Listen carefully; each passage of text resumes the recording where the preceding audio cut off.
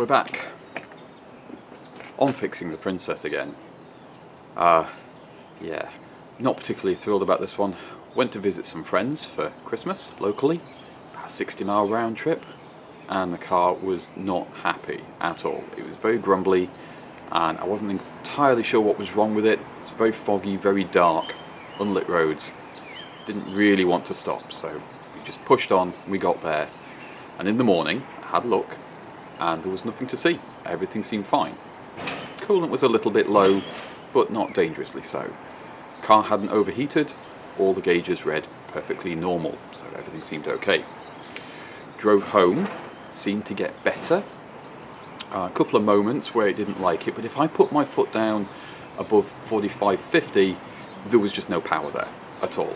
It was really flat, and that was unusual. So today I'm going to have a look at what's wrong, because when I got home I popped the bonnet and I had a look, and there were bubbles in the coolant, which suggests the head gasket's gone. It's not mixing coolant and oil, so it's probably gone coolant to atmosphere, which is the least bad of the head gasket problems. It's not the first time I've had to do the head gasket on this car, and it probably won't be the last. First glance, there's nothing obviously amiss. The coolant, although the bottle's a bit grotty, there's no oil on the surface of the coolant. It's nice and clear. There's no mayonnaise on the cap. That's fine. And the oil, it's a bit black. I do need to change it. But again, no sign of condensation in there, so that's good. Now, one thing I have noticed, and did notice this when I got home, is this plug's fairly dry. This one looks quite wet outside it, which is a bit strange. That one under there is dry, and this one here is dry. It's also wet around here, and this head bolt here. So I will check the head bolt torques as well afterwards, but we'll pull these plugs and we'll do the compression test and see what it tells us. Another thing I thought it might have been on the drive is there's a little bit of sediment in the fuel filter, but I'm not getting any impedance of flow, because it did behave a little bit like it was fuel starved, and I've had that before when, you know, clogged filter. Yeah, car didn't overheat at all, which is good. It didn't even come close, so it's a bit of an odd one if it is the head gasket. First plug, and it's very pale, much more so than I would have expected. Let's see what compression we've got here. I'm expecting it's either going to be this one or the next one that's the problem.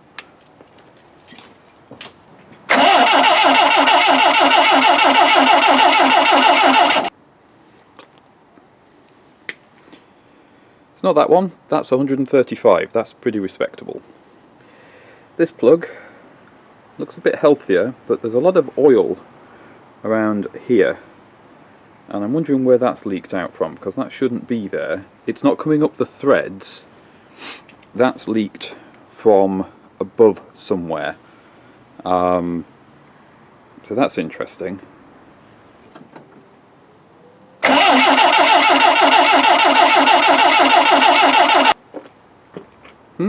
That's pretty good too. That is 160. That's quite a bit higher than I would have expected, actually.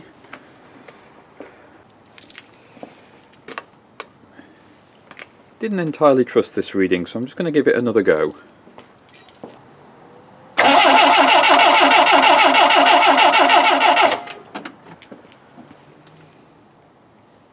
No, that is correct. It is 160 on there. Interesting. I do think some new plugs would definitely help. These are not looking super. Yeah, not thrilled about that. This one's the awkward one.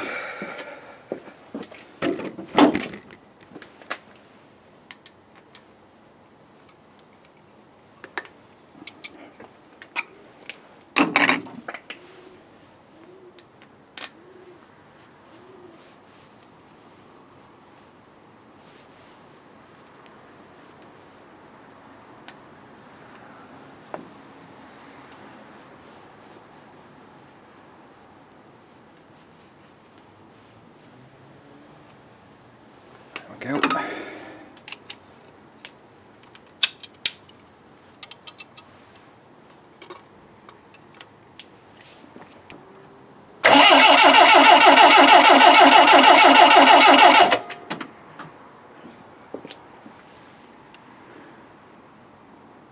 Oh, that's 150.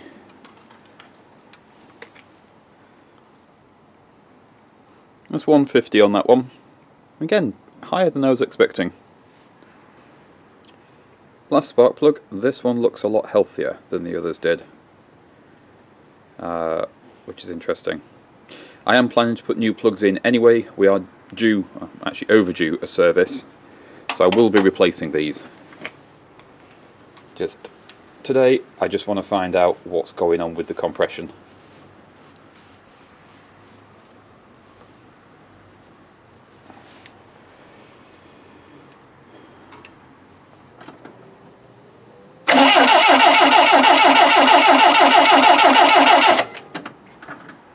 Not too bad. That's 145. So it looks like this cylinder is actually down quite a bit. Just to be sure, I'm going to check the head bolts. 47 Newton meters for the first Titan.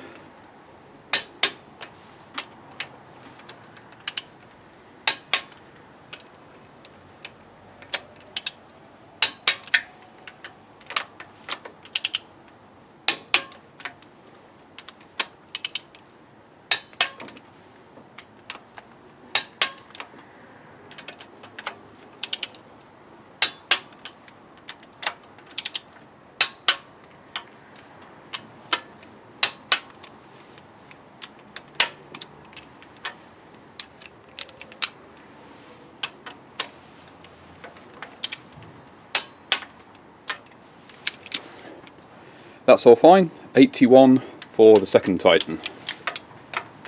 I'm not expecting anything to be loose because I've not been in here very recently.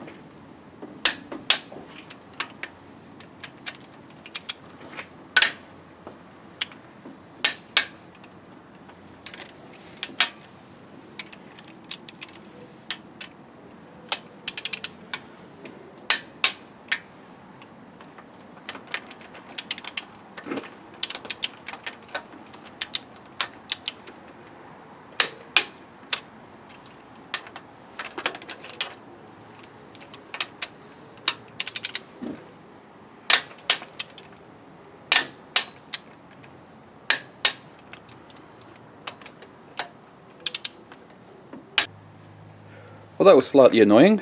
The battery ran out as I was doing this, but I'll just demonstrate on this one. I've gone round, I've checked the head bolts. I've done it as though the head's first gone on, so 47 Newton meters and then 81.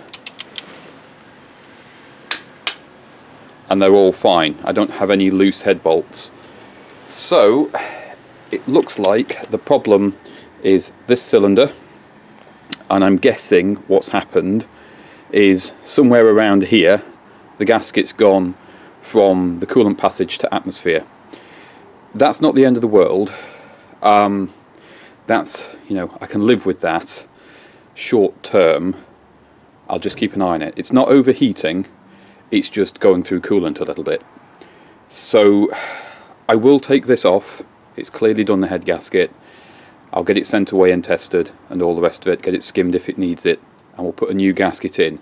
At the same time, replace the plugs, new oil, new coolant, we'll do the service. I could have done without this, but it got me to my friends and it got me home again.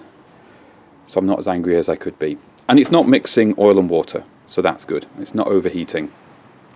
I suspect this is a case of a bad gasket. So what's our plan then? I guess I have to fix it. I think what's happened is I've got a bad gasket. I don't think it's the usual head gasket problem where you overheat, because the car didn't even come close to overheating. I just seem to have lost compression, coolant to atmosphere on one cylinder. The compression across the rest is really very good and higher than I was expecting, which is nice.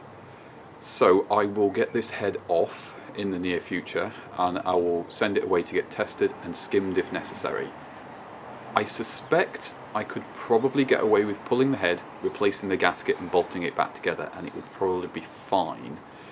But since I have the opportunity to pull it all apart and fix it properly, make sure there isn't another problem in there, I might as well.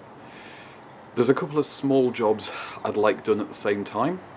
If the place I take it to can do the valve shims properly for me, that would be nice.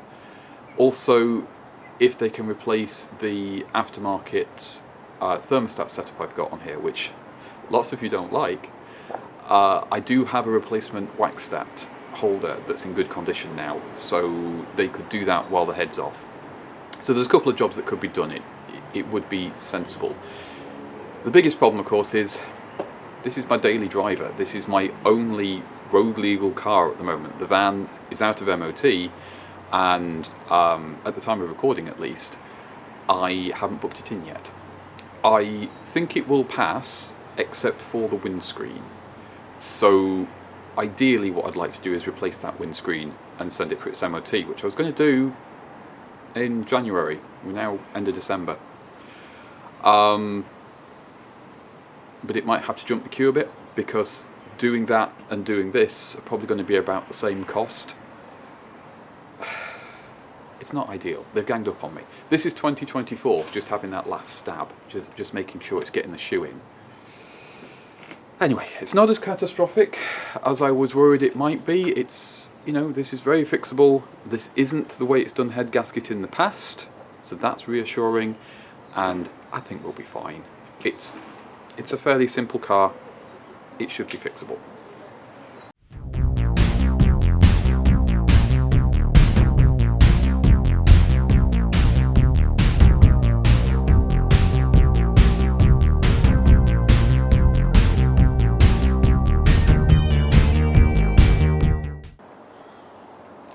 It is time to take the head off, and I've already done some prep work on this, just stuff I didn't want to do on camera, just to get everything ready. Some dismantling, but I'll go through the process more fully with you in just a moment. My suspicion is this is a bad gasket rather than the usual head gasket failure. I'll know a bit better when I get everything apart and we get a look. I've called a local garage. I would like to say thank you to everybody who put some pennies in the pot, because you've covered the cost of getting this repaired for me. It's been a rough old time as I'm recording this financially, and yeah, car breaking expensively was not something I wanted on top of everything else. Nice little Christmas present for me from the car. Right, enough yapping, let's get into this job and show you what's going on. You can see there's a few things removed. Spark plugs are out to make the engine easier to turn, so I'm not fighting compression. Leads are labelled so I know which order they go back in. This cap can be a bit confusing, even with the diagram. You wouldn't think it for a 4-cylinder, but it can be. I've drained the coolant, which is why this hose here is disconnected. And I've just moved the cold air pipe out the way. Down here on the crankshaft there's a sort of disc which gives you your timing marks, and we need to set the timing to 90 degrees before top dead center, which is the little notch here lining up with this pointer. And then on the camshaft pulley there's a little dot there which needs to be in the middle of this circle, which it is, but the camera angle makes it look slightly off. I've coloured that dot in to make it easier to see. With that done, I need to take the airbox off so that I can get access to the bolts a bit easier on the carburettor. Then I need to undo the manifold from the head. In the book it suggests splitting the exhaust down here where it joins the manifold, but that's really hard to seal afterwards, so I always do it on the exhaust manifold, and it's a little bit more difficult, but the exhaust always seals afterwards. So I find it's foolproof doing it that way. Once that's done, I believe fuel pump comes off, distributor comes out, and then we undo the head bolts and lift the head off. Might not even have to take the distributor off now I've said that. I might be able to do that on the bench.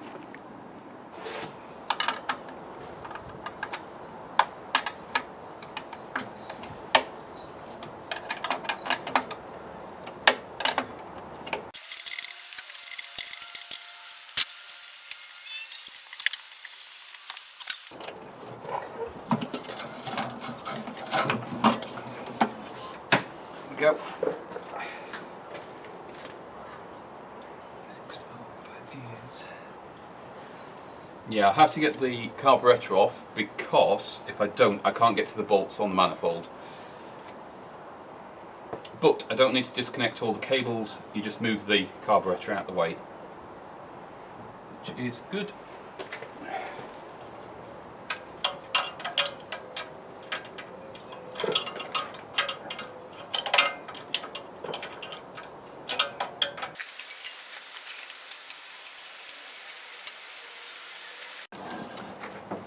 Just so you can see a bit better what I'm doing, there's 2 nuts at the top there, and there's another 2 underneath. They're not very nice to get to. This O series engine, when it's in the rear wheel drive application, is that way in the engine bay, and it's a bit easier. In this application it's a bit of a pain.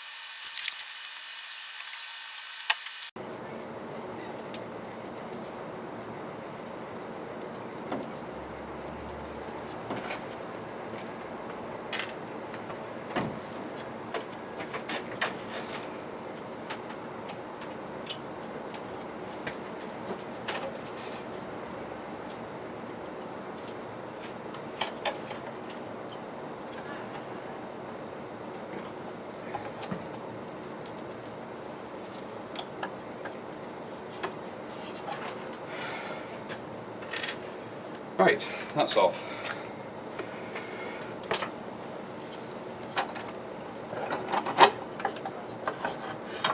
Get the whole assembly down.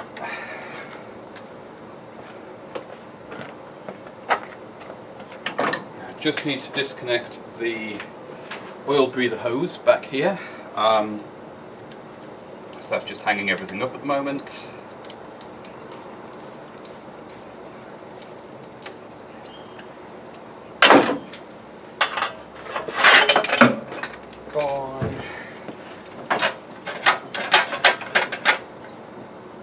That's a bit stuck.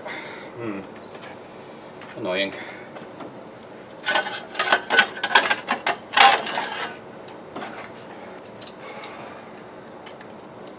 Really doesn't help that everything's cold. Makes it a lot harder to disconnect stuff.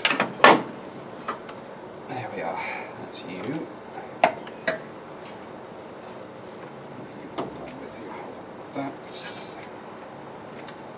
It's kind of difficult to film what I'm doing because I'm in the way and I can't hold the camera while I do it. But these are the studs on the manifold.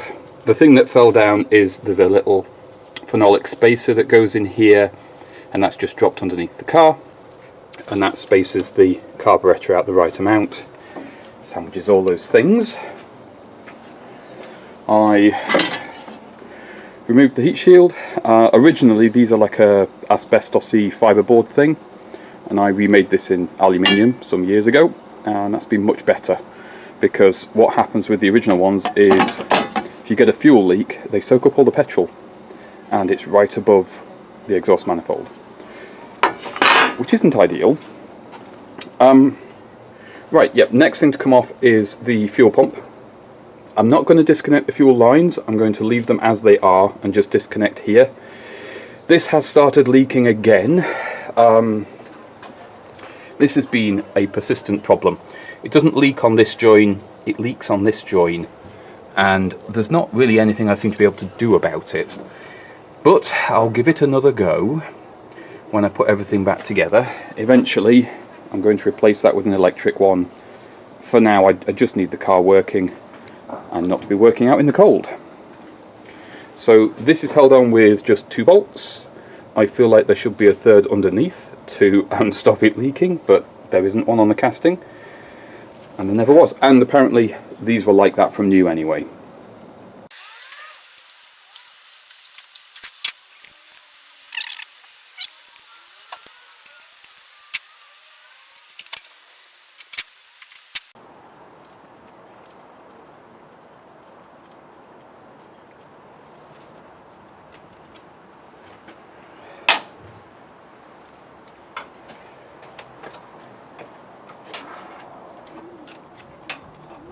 Go.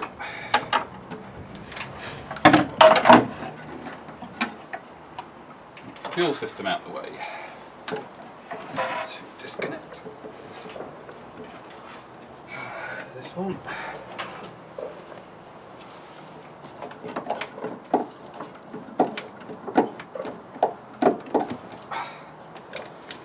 That's the vacuum for the brake master cylinder.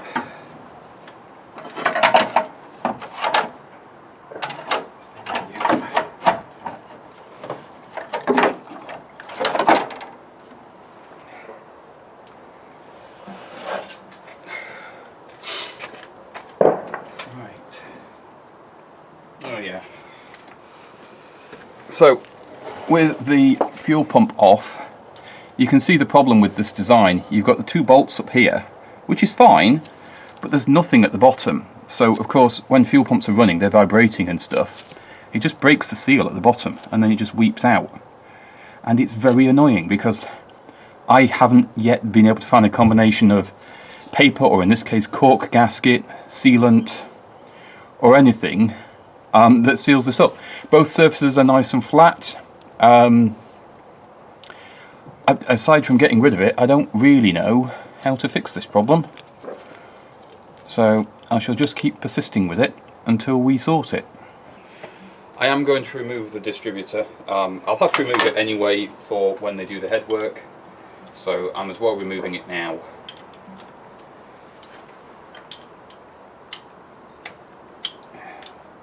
I'll have to set all the timing and everything when it comes back, and yeah.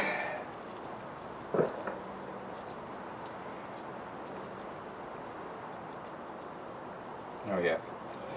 You can't undo the nuts all the way, you have to undo them most of the way and then pull the distributor out and do them the rest of the way. Don't know why, that's just how the casting is.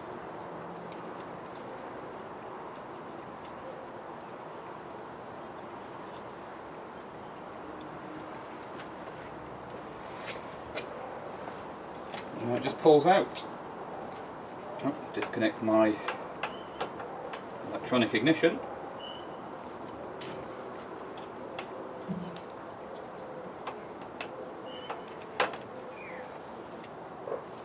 Helps when you do both wires. And there we go. Okay, we're starting to look pretty good now. Just got the temperature sender to unplug there. That's nice and easy.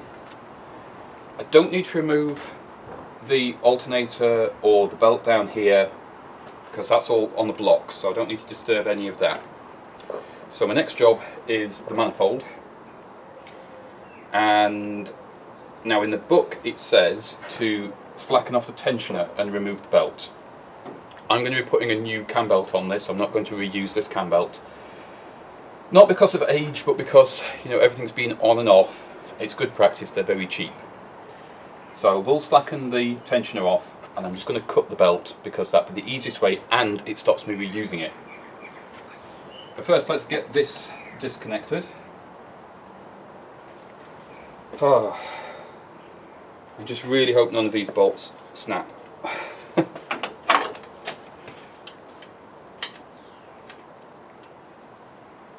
Oh wow, that one's really loose. That's weird.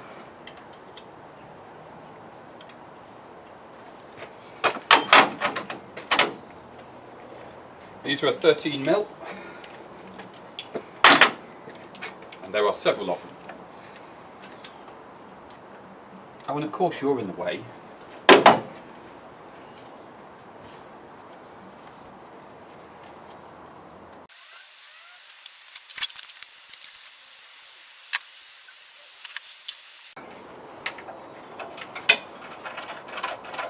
I mean, none of these are, apart from that first one, they're not finger tight, but they're not as tight as I would have expected. I would have thought this was blowing, but it wasn't.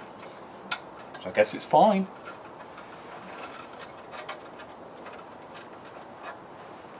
Bit of a relief anyway. Maybe it's because I've had it on and off so many times. It's not had a chance to seize in.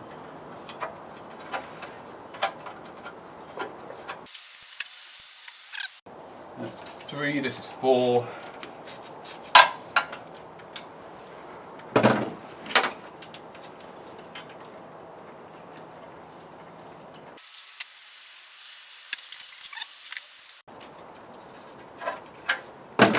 Yeah, these are all just like normal tight. Lovely.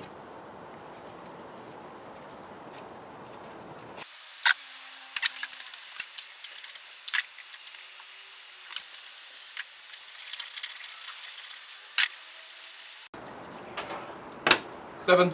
I think I've got 1 left. Yep, just 1.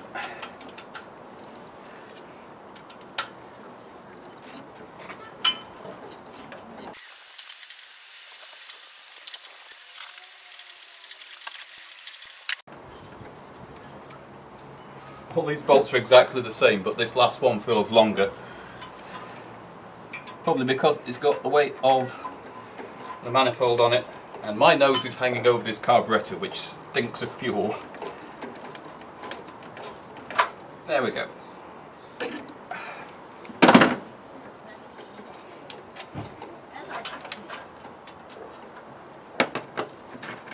That is all 8 of those. I've been keeping all my parts together. Those will be more organised in a bit. Now, the interesting one with the plugs is they're all, well, they're not great.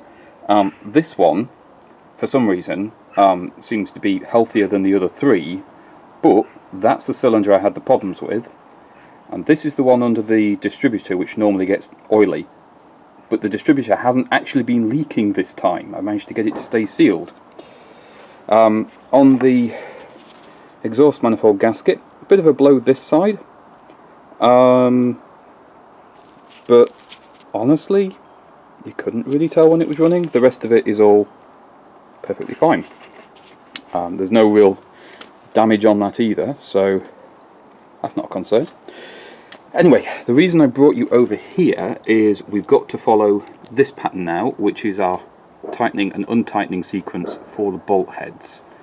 And the bolt heads on here, they're not stretch bolts.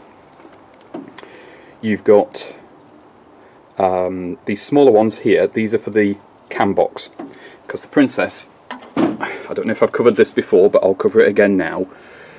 Overhead cam, which goes through here, and the bearings for the cam are actually cast into this piece and this piece, which is a bit unusual. So when you replace the head on these, you can't just replace this top half, you have to replace them together because they're machined together so that they match your camshaft. So when I take this apart, normally I'd just take the head bolts off, but I remember last time it's easier to undo these with it on the car. So I'll take the top of the cam box off and then we'll do the head bolts. That'll be easier. And that means we do the tensioner next and chop this belt off. Oh yeah, and you can see back here, while I remember, these are the exhaust clamps that they ask you to undo, and I'm not doing that. These were upgraded some years ago to cast mini ones, which are a lot better than the pressed steel ones the Princess uses, and you just leave the whole manifold attached. It's a little bit more difficult to get the gasket in when you do it this way, but it means the exhaust never blows down there because you've not disturbed it, you've left it alone. So I prefer to do it that way because it's very stressful getting that to seal, because the access is awful. Yeah, okay, so tensioner, belts, this end plate as well, thinking about it. and then these little bolts. Then we'll get a look inside the top of the engine as well, so that'll be interesting if you've not seen that video. I'm going to be very annoying. I'm going to leave you on a cliffhanger here. This video's getting quite long, and I decided when I recorded this to be fairly in-depth about the reality of doing this job at home on the driveway in December. So just because YouTube doesn't really have any sense of time, really, this video that you're watching, the first footage is from Boxing Day 2024, and this bit I'm recording right now is April 2026, because a lot happened over that period of time, and the sort of real-time updates, they're a little bit muddled up at the moment.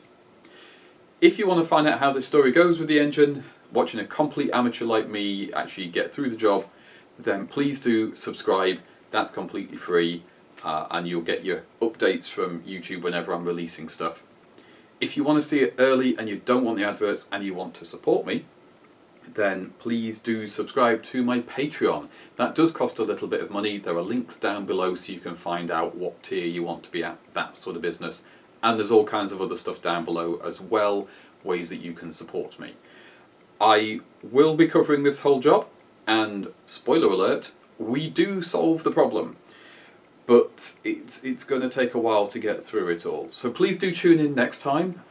It's Tuesdays at 3 PM, and I do cars one week and crafts the next. And I'm not sure what I'm bringing you next week, but the good people over on Patreon have already seen it.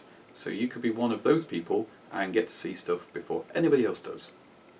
Anyway, I hope to see you in the next video. Take care out there, and hopefully your cars are being a good bit kinder to you than mine are to me.